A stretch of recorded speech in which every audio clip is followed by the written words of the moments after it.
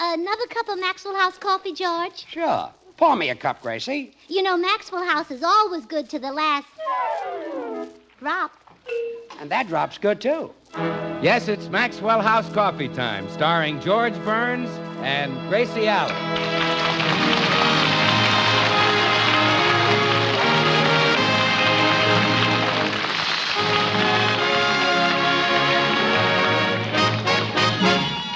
With yours truly, Bill Goodwin, the music of Meredith Wilson and his orchestra, Margaret Brayton, Lou Merrill, and our happy postman. For your Thursday night comedy enjoyment, it's George and Gracie. And for your everyday coffee drinking enjoyment, it's Maxwell House, the coffee that gives you so much more for so little more that it's bought and enjoyed by more people than any other brand of coffee in the world. Yes, Maxwell House, expertly blended and radiant roasted for rich, mellow, extra flavor. Maxwell House, the coffee that's always good to the last drop.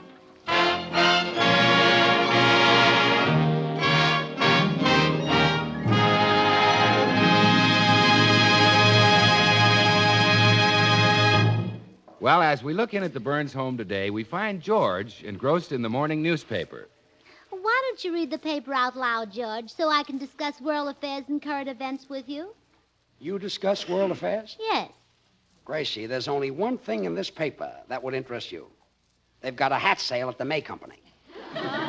Well, for your information, Mr. Smarty, I would much rather sit here and discuss Russia or the political situation than go to that hat sale. You mean that? Well, certainly. All the best hats were grabbed when the store opened this morning. I'll bet they were Dilly's. Would you like to see them?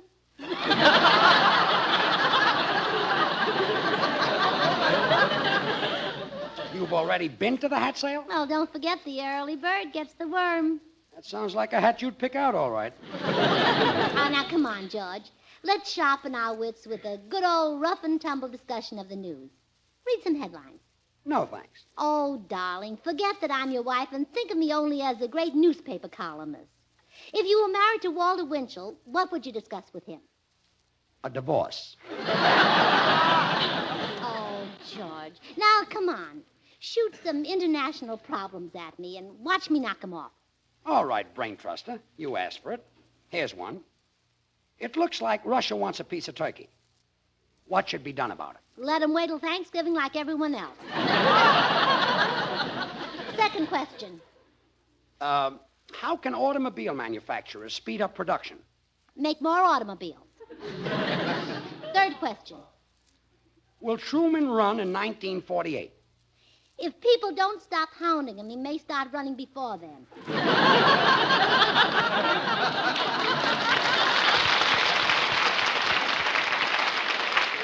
Fourth question.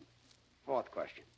To stop inflation, how can husbands keep their wives from buying so many new clothes? Fifth question.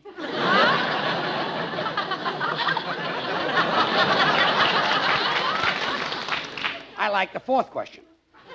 Maybe you better give me the paper, huh? I thought so. Oh, here's the Hollywood news. My goodness. There were 10 couples married in Hollywood yesterday. Good. Yeah, but 10 couples are getting divorced today. Same number. Same couples. I see. Oh, here's an interesting item. Metro-Goldwyn-Mayer is going to make a picture out of that best-selling book, The Hucksters, and they're trying to get Clark Gable for the lead. Sounds great. But that book is all about radio. Why pick Gable? Because he's handsome, talented, and loaded with sex appeal. That's why. But I know a man who has the same qualifications plus 15 years experience in radio.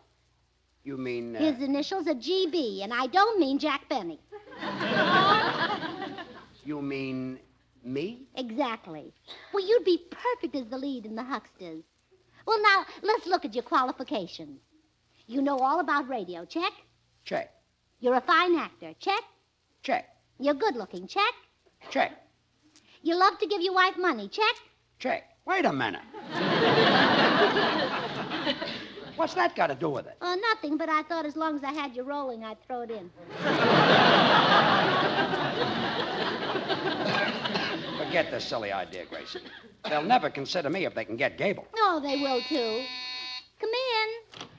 Good morning, all. Oh, good morning, Meredith. Meredith, you're the first to hear the news. George is going to be a movie star. Oh, Gracie. He is? Yes, he's got to replace Gable. Golly, do you think he's the right shape? Well, sure, he's built like Clark Gable.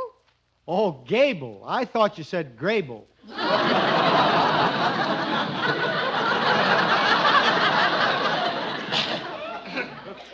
Believe me, that makes just as much sense. Gracie has a wild idea that I should be the leading man of the Hucksters, but I want no part of it. Well, gosh, George, if I had a chance to be a movie star, I'd jump at it. My girl Goldie'd be awfully impressed. You've got a girl, Meredith? Yeah. She's a waitress at Joe's Swordfish House. Formerly Joe's Steak House.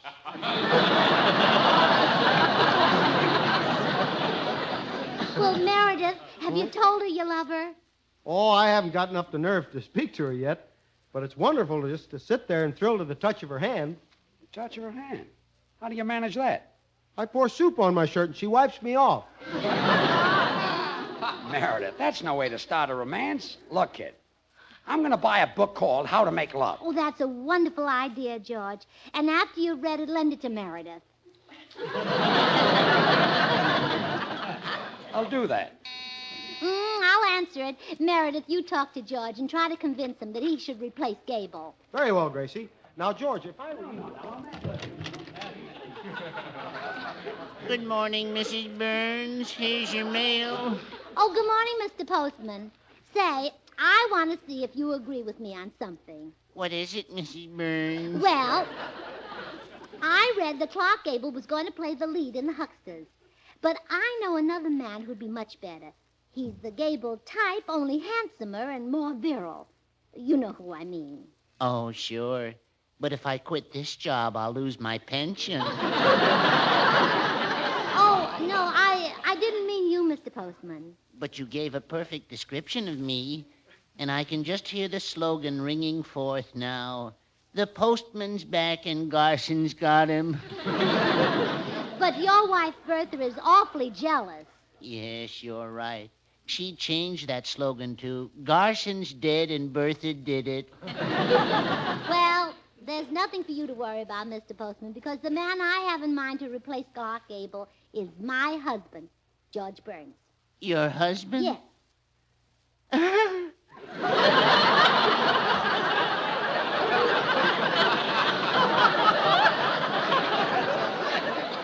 Well, goodbye, Mrs. Burns. Remember, keep smiling.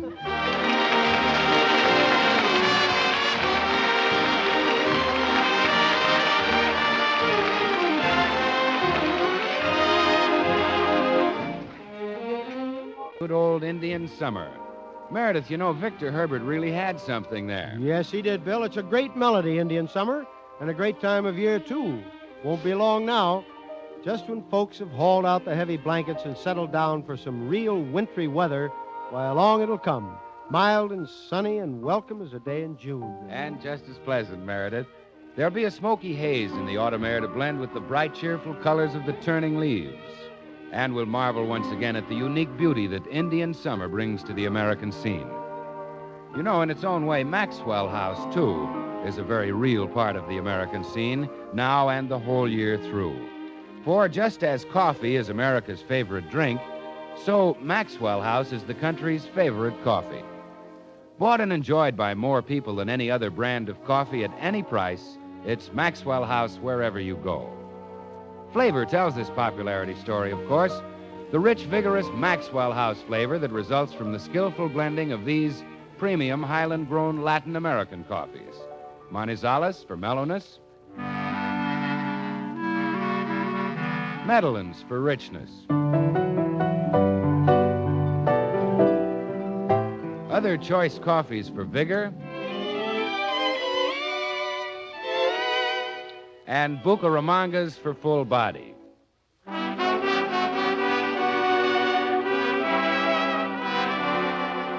All of which adds up to great coffee at its flavor peak. So, friends, why not know the very best in coffee pleasure, coffee goodness? It's yours for just a fraction of a penny more per cup than you'd pay for the cheapest coffees sold. Simply say, Maxwell House, always good to the last drop.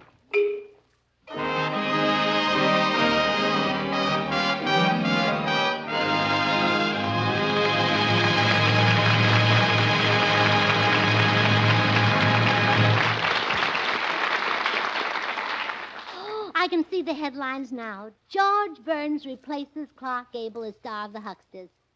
I think I'll call Luella Parsons. Just a and give her minute, the- Gracie. I'm not going to replace Gable. Now forget it. But, darling, the part is made for you. It's all about radio, and you're Mr. Radio. Me. Oh, yes. Before you came along, radio was a toy, a plaything. People laughed at it. But believe me, when you came on the radio, they stopped laughing. Yeah. And not only were you a pioneer, but you're still the #1 man. Why, the president of NBC told me that television would collapse without you. He said television would collapse without me? Yes, sir. He said, Mrs. Burns, your husband, practically single-handed, is holding up television. I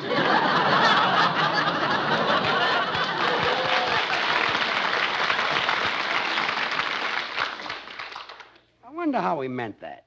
No, he meant that you're great, the greatest man in the history of radio. Oh, honey, don't say that. What would we do if it hadn't been for the inventor, Marconi? We'd eat spaghetti. Besides, what's that got to do with radio? Nothing. I lost my head. Now, look, Gracie, granted I know the radio business backward and forward. But that doesn't mean I can replace Clark Gable. Why, Gable is a foot taller than I am and twice as handsome. On the screen, yes. But that's all trick photography and stuff. Take off Gable's built-up shoes, and he probably stands 4 feet 10. Gracie, The terrific figures you see on those screen heroes are not theirs. Why do you think they have to get to the studio so early in the morning? To be made up? No, to be laced up. look. At least you wouldn't have to do that, George. Well, no. I could lace you up at home like I always do. Gracie, you've got an exaggerated idea of how much they change movie stars' looks. No, I haven't. They stick putty noses on them, false eyelashes, toupees. Honey, relax. Believe me, Clark Gable looks just the same in person as he does on the screen. Oh, George, how little you know of Hollywood. Well, with a little makeup, they can make a person look years younger. How old would you say I looked in my last picture? About 25. Now, you see, they can make you look older, too. Honey, if Gable wasn't tall and handsome, he couldn't take out all those beautiful actresses. I don't think they use any tricks on him. They use tricks on all of them. Look at Johnny Weissmuller in those Tarzan pictures. Now, don't try to tell me that he wears built-up shoes. He goes barefooted. Oh, sure. Well, they've got another trick to make him look big. You know those lines he's always grappling with? Yeah? Those aren't lines. Those are Cocker Spaniels made up. Gracie. Oh, I don't say it's only men they use tricks on. Take Betty Grable. Her legs look pretty nice on the screen, huh? And how? Well, trick photography. From the waist up, it's Grable. From there down, it's Errol Flynn.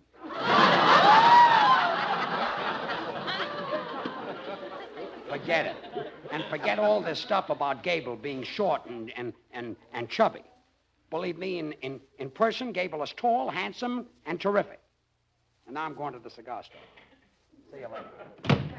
I won't forget it. I'm going to call Clark Gable and talk to him about this. Where's that phone book? Oh, here. Gable. Ah, here we are. Gable Arthur, Gable Betty, Gable C. That must be Clark.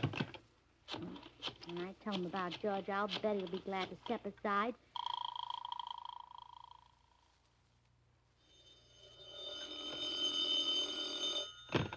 Hello? Hello, is Mr. Gable there? Yeah, just a minute. I'll call him. Oh, on second thought, I'm kind of curious to see Mr. Gable in person. Okay, come on over. He's right here. Oh, all right. Goodbye. Goodbye. Hey, Charlie, some woman is coming over to see you. Yeah, probably a dame who left something in the back of my taxi cab. You ain't jealous, are you, baby? Jealous of you with that puss of yours? You could put Lena the hyena in your taxi cab, and she wouldn't give you a tumble. Oh, yeah? Listen, I haul them movie dames around in my cab, and then I have to come home and look at your kisser. Oh, you broken-down hack driver. I'll push him inside. Shut up. Don't you tell me to shut up, Charlie. Shut up. You sawed-off hunk of law.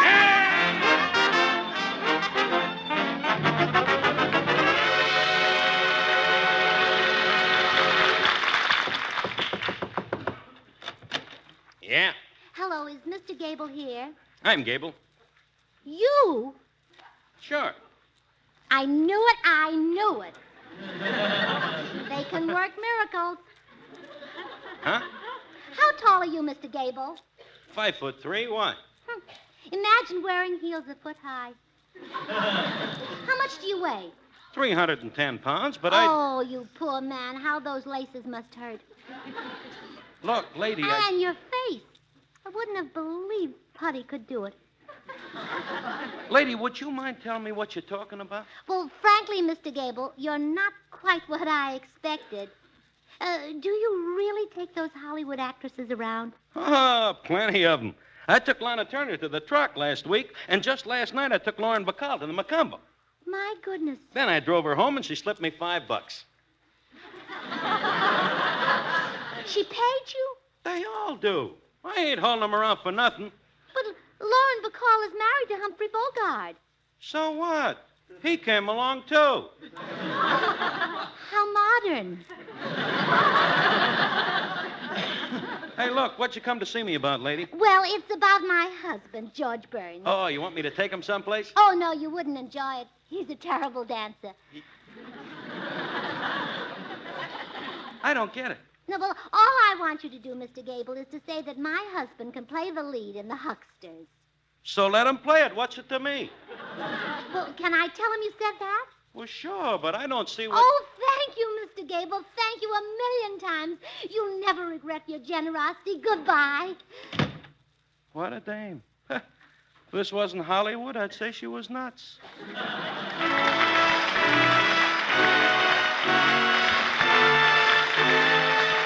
And now Meredith Wilson and his chiffon music, Gershwin's Liza.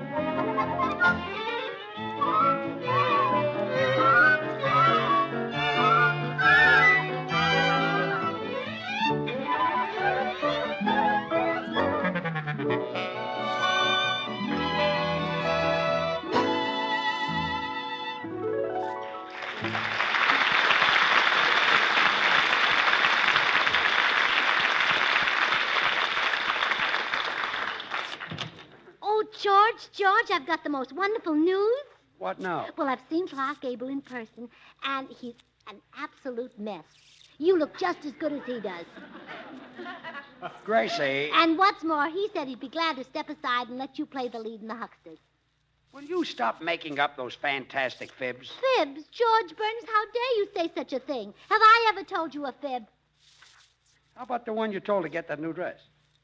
Or how about the one you told about the dent in the fender? Or the one you told about... Oh, stop beating around the bush. Just say yes or no. Yes. But now I'm telling you the honest truth. I just spoke to Clark Gable. Gracie, I've heard enough. I know it's not the truth. But even if it was, I'd never replace Gable. I couldn't equal that guy's personality in a million years. George... Forget it. I'm going into the den. Oh, that stubborn little genius.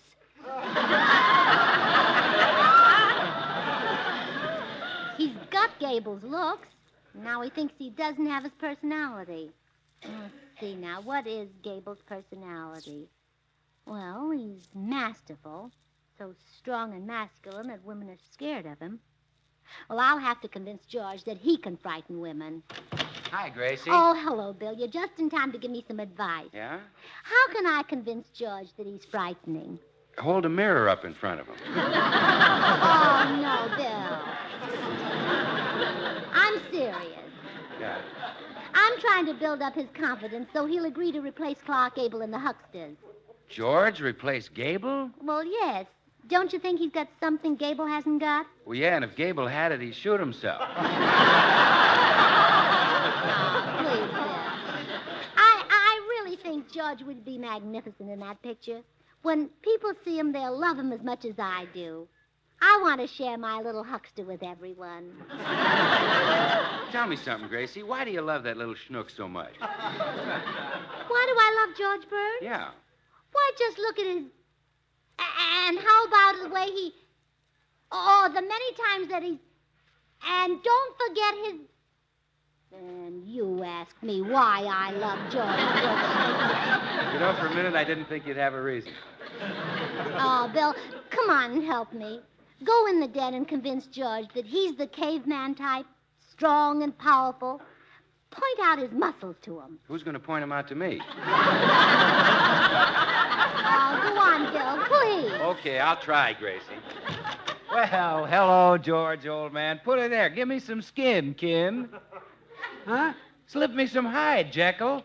Shake, pal. Oh. Yeah. Shake hands. Yeah. Okay, Bill. Oh!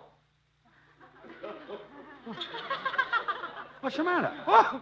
You broke me with a hand! You broke me!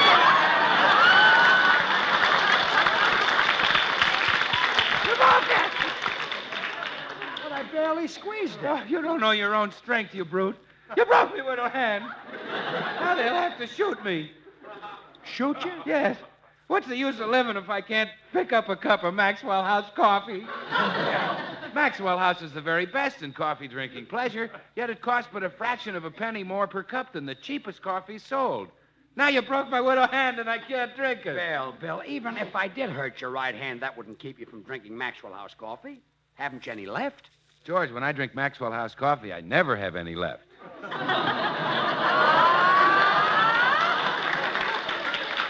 Oh, he made a commercial. Yeah. You see, the careful selection and blending of choice Latin American coffees plus radiant roasting give Maxwell House that famous flavor. In fact, it's so wonderful that it's bought by more people than any other brand of coffee at any price. So insist on Maxwell House, always good to the last drop. Oh, okay. You broke your hand yet. Bill, I couldn't hurt your hand very much. You crushed it to a pulp, that's what you did. Now I'm through in sports. I was supposed to pitch tonight. I didn't know you played baseball. Who's talking about baseball? I got a date tonight. That's when I really pitch. Goodbye, funny man. So long, caveman. Well, Bill, did you convince him he's the Gable type, strong and rugged? No, Gracie. He knows he's a weakling. He is not. George is just as manly as the next person. Yeah, unless the next person happens to be a man. Oh, never mind. I'll do it myself. I'll go in and make him believe that he's the most masterful, domineering, frightening man who ever lived. George? Huh? Oh, that voice.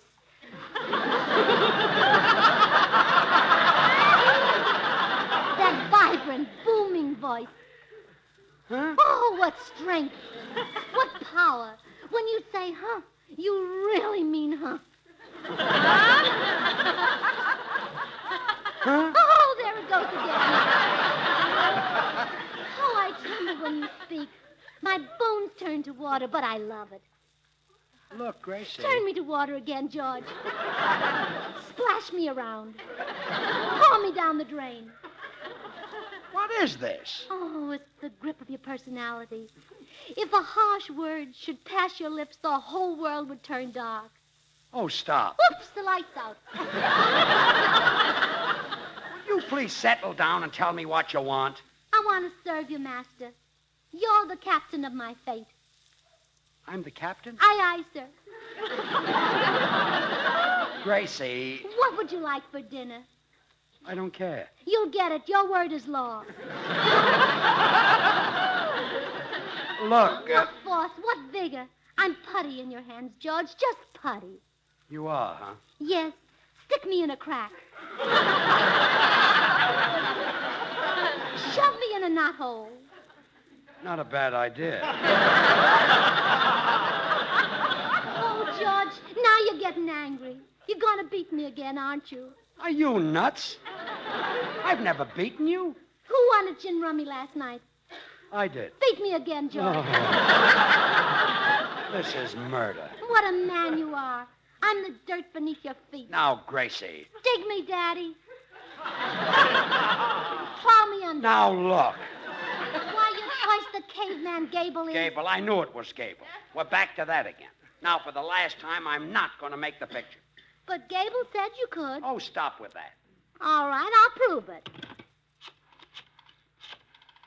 Who are you calling? Clark Gable, that's who.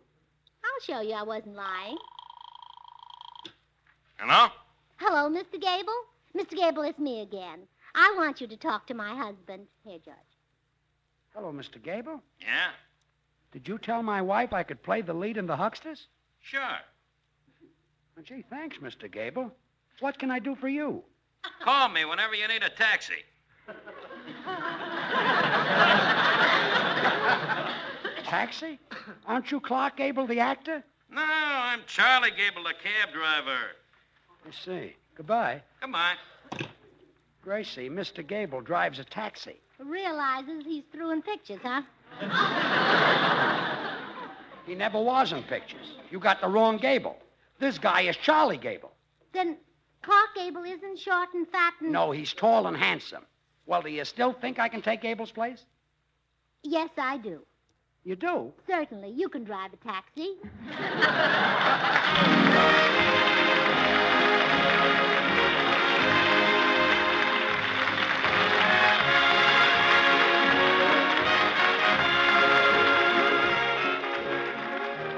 Join us again next week when we'll all be back. George Burns, Gracie Allen, Meredith Wilson and his orchestra, yours truly, Bill Goodwin. The George Burns and Gracie Allen show is written by Paul Henning and Keith Fowler.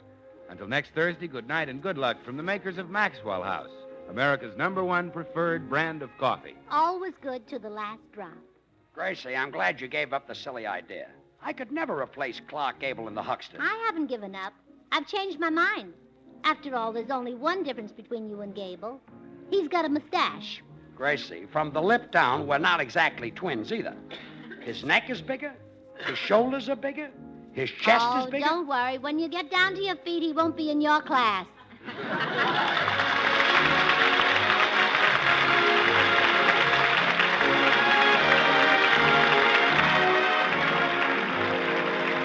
And now stay tuned in for Noah Webster Says, which follows immediately over most of these stations.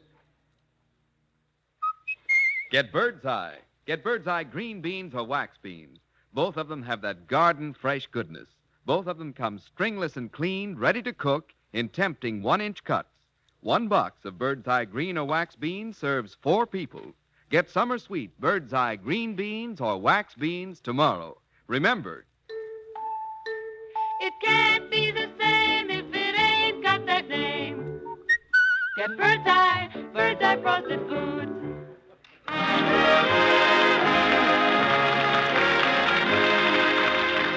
This is NBC, the National Broadcasting Company.